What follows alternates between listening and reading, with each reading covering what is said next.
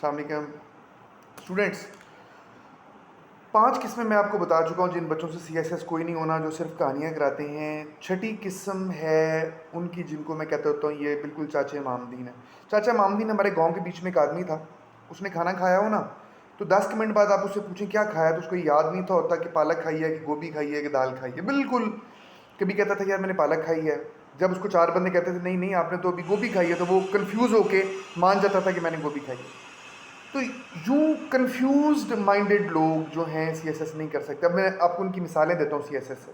ये ऐसे बच्चे होंगे या बच्चियाँ होंगी जो पहले जो कर तो रहे होंगे CSS लेकिन कंफ्यूज्ड होंगे, करना चाहिए कि नहीं करना चाहिए, हर एक से पूछते फिरते होंगे कि यार मैं CSS करूँ कि लॉ करूँ। कर रहे होंगे, टाइम लगा रहे होंगे, लेकिन कंफ्यूज्ड होंगे, होल हार्टेडली चीज़ के ऊपर नहीं कर रहे होंगे।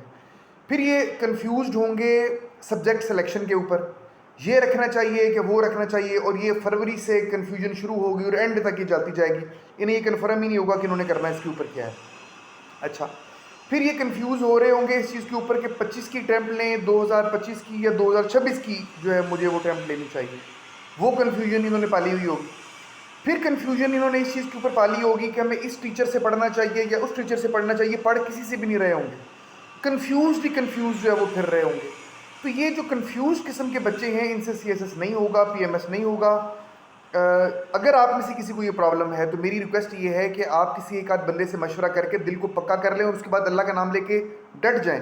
CSS कंफ्यूज बंदों के बस की बात ही नहीं है। और अगर आपकी पर्सनैलिटी ही ऐसी है कि कन्फ्यूजन रहती है तो ये काम छोड़ दें, आपसे CSS